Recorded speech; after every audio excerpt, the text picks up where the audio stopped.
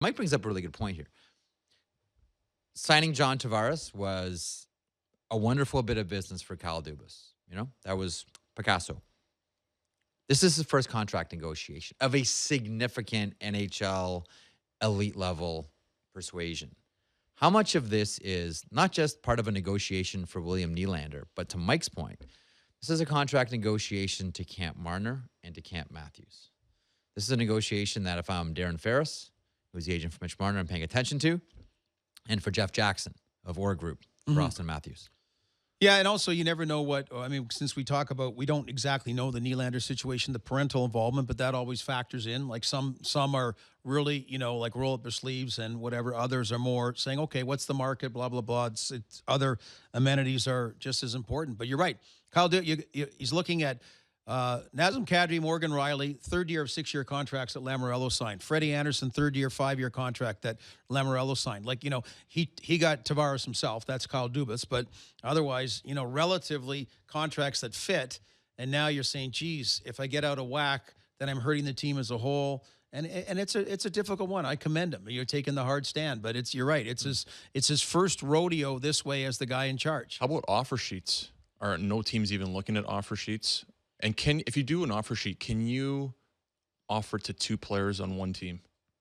Like if you were gonna go after Marner or Matthews, could you go after both of them at the same time? Yeah, you won't have the picks to do it. You can do one and then do another if they match, right? Because you have to have the picks when you submit the offer sheet. Well, there goes that idea because I would have gone after both. You thinking Islanders and Lou Lamoriello waking up saying, No, but you'd find why not? They took my guy. But we've talked about this. No, but you would find out soon enough because you'd offer one. We're talking hypothetically next summer. You would offer one, and the Leafs would match or not match over whatever it's 5 days or a week or whatever the period is. So you'd find out, and then you could offer the other guy. Well, if they offered them both, $12 million, would they be able to hold both of them? You couldn't do it at the same time. The same team. I'm just saying 2 teams. Say 2 teams came at them. Oh, yeah. So that's what that's a situation I'd be not concerned about. But if we go back to Brian, hang on. This is part of your point is a good one because that's part of the fear. If you're Camp Nylander, hold on a second here. We don't know what Matthews is going to come in at. We don't know what Marner is going to come in at. If you need to move salary, and I've signed you at a team-friendly deal, I can't, by way of the CBA, have a contract that has a no trade, no move clause. What guarantees are there that I'm going to still be here if I'm on this friendly deal? I understand that from Camp Nylander. I totally get that. Imagine if he does sit out this year. I still don't think it's even a possibility. But Matt, what kind of message would that be? If they sit him out. Well, Who was the last big guy to do that? Mike Pekka? Well, Alexei Yashin, didn't he? What did he do exactly? But I almost think as much as other GMs are watching Dubas, the ones that have Sebastian Aho and Patrick Laine and Rantanen and all those guys that are up next year, probably the players watching it and saying, that's not fun. That's not fun sitting out till December 1st. And it's going to resonate with both sides. This is going to get a good mark in a high school project. I don't know what, psychology or something. Because this is the perfect thing both sides want to see. I'll tell you this, though. I've played in Sweden, and I love the league. Yep. And I'm not sure if he goes back to his hometown. Yep. But all these guys, they want to be in the NHL. And I know a lot of media personnel are saying, okay, well, they're young. All they want to do is get their money, and they'll play anywhere.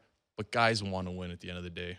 They know what's happening in Toronto right now. They know how good of a group this is. As a quick follow-up to break that, would guys get together, whether you're Austin Matthews, Mitch Marner, and William Nylander, the obvious ones in Toronto, would they get together and say, I know we all want to hit the home run here, guys.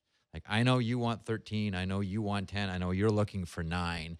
But we're not going to win if that happens. Does that conversation ever happen amongst guys? I don't think it does at all. I think they're still texting each other, hey, what's going on? How's it going? Staying in shape? Oh, yeah, brutal miss last week. What are you doing? I would have won top shelf. I think that happens, and I think a couple players, when you ask Anderson, or I forget who got interviewed, hey, are you talking to him? Yep. And they do say, oh, yeah, I think they're talking a little bit more than what they're saying. It's funny, NBA teams are doing that right now, right? I mean, teams like, Golden State and that acquiring guys. Totally different.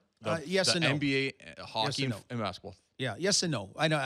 You're right. It's a little bit apples and oranges, but they're it's kind of caught them by surprise that they're basically picking teams and everyone's moving around in that, or a lot of players are moving around. I just think that you look at it as far as it goes that you got other guys You're 22. It's not like you're 27. Like John Tavares is seeing it now at that age.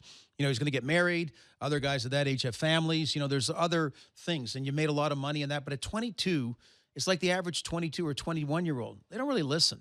So that great story about, cup, I'm going to win a cup anyway. I don't care where I go. I'm going to play 20 years. I'm going to win a cup. And then all of a sudden you're 27, 28, and you're going, wow, it's kind of hard. Hard to do this. It's kind of hard, and there's other things to think about. So if these guys are talking and being in a nice situation and all that, and in Tavares' case, they got lucky, I think, about the arena situation too.